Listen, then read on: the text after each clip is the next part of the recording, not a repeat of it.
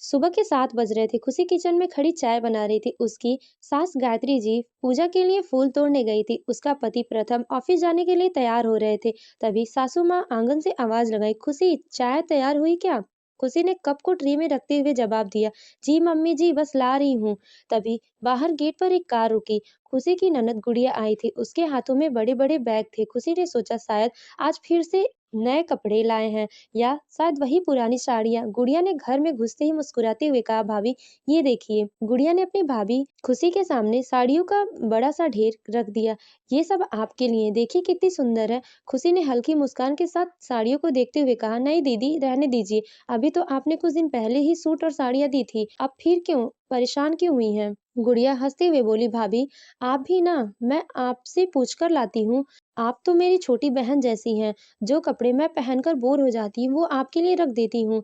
आपको तो खुश होना चाहिए कि मैं आपके बारे में इतना सोचती हूँ। तभी कमरे के बाहर से सासू माँ की आवाज आई, अरे बहू, जब तेरी ननद इतने प्यार से दे रही है तो रख लो। हमें तो हमारी ननद ने कभी कुछ नहीं दिया।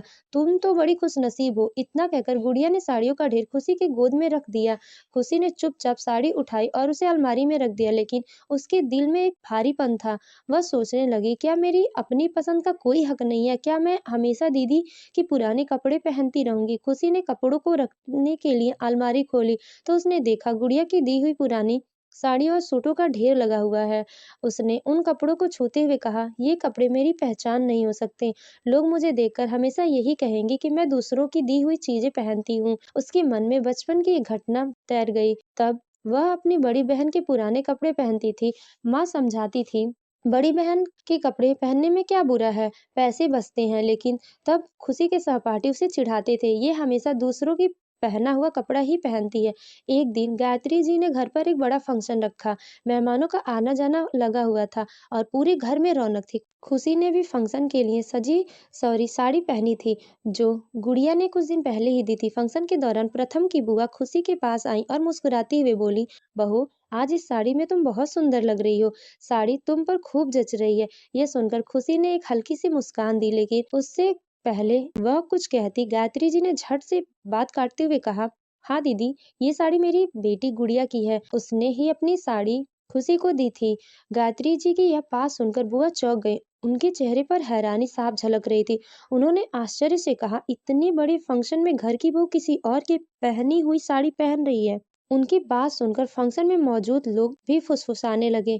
किसी ने कहा, इतने अमीर घर की बहू होकर भी दूसरों की उतरन क्यों पहनती है? तो किसी और ने कहा, क्या खुशी को अपनी पसंद के कपड़े पहनने की इजाजत नहीं है? इतनी फुसफुसाहटों और तानों को सुनकर खुशी का दिल बैठ गया। वह हमेशा से इस तरह के सवालों का सामना करती आई थी, लेकिन हर बार चुप रहती थी। लेकिन आज का माहौल कुछ अलग था। इतने सारे लोग के बीच उसकी बेइज्जती हो रही थी। खुशी के दिल में दबा हुआ गुस्सा और दर्द आज उभर गया। उसने ठान लिया कि अब वह इससे चुप्पी को तोड़ेगी और अपनी भावनाओं को सामने रखेगी।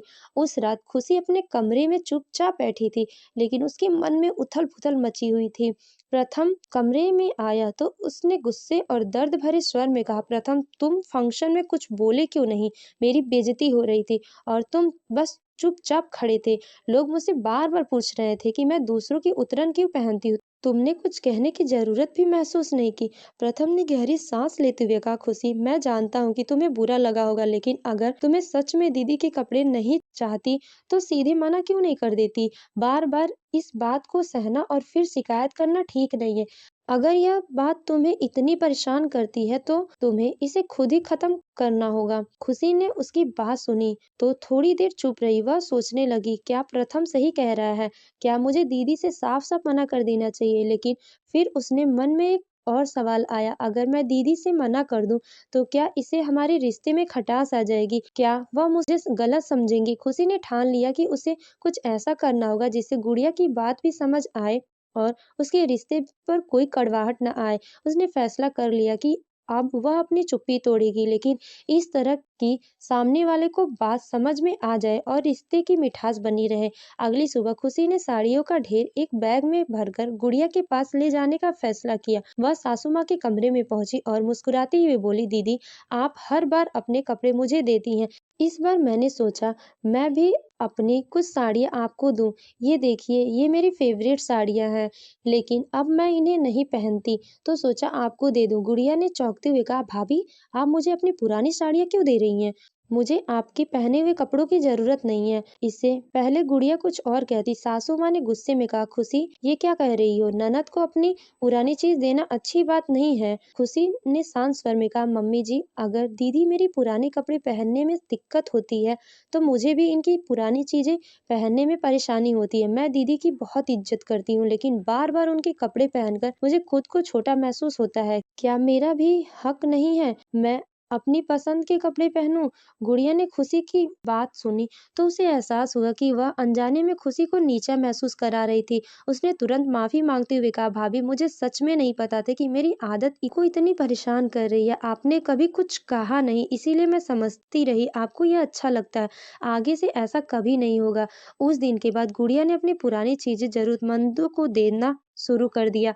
उसने खुशी को अपने साथ शॉपिंग पर ले जाना शुरू किया ताकि वह अपनी पसंद के कपड़े खरीद सके। गायत्री जी ने अपनी गलती मानी और खुशी से कहा, बहू, तुमने जो बात आज खुलकर कही है वो पहले ही कह देती तो परेशानी कभी नहीं होती। रिश्तों में कड़वाहट से अच्छा है कि हर बात साफ साफ कह दी जाए। धीरे धीरे खुशी और गुड़िया का रिश्ता पहले जैसा मजबूत हो गया। अब उनके बीच न कोई गलतफहमी थी, ना कोई शिकायत। रिश्तों को मजबूत बनाए रखने के लिए हमें अपनी भावनाओं को दबाने की वजह समय पर अपनी बात रखनी चाहिए। इससे न केवल गलतफहमियां दूर होती है बल्कि रिश्तों में प्यार और समझदारी भी बढ़ती है। दोस्तों, उम्मीद करती हूँ कि आपको हमारी कहानी पसंद आई होगी। अगर ये कहानी आपको पसंद आई हो तो वीडियो को लाइक करें और अगर आप चैनल पर नए हो तो चैनल को सब्सक्राइब करें। साथ ही नई कहानियों के लिए नोटिफिकेशन बेल को जरूर दबाएं ताकि हमारी नई कहानियाँ आपको मिलती रहे। Thanks for watching.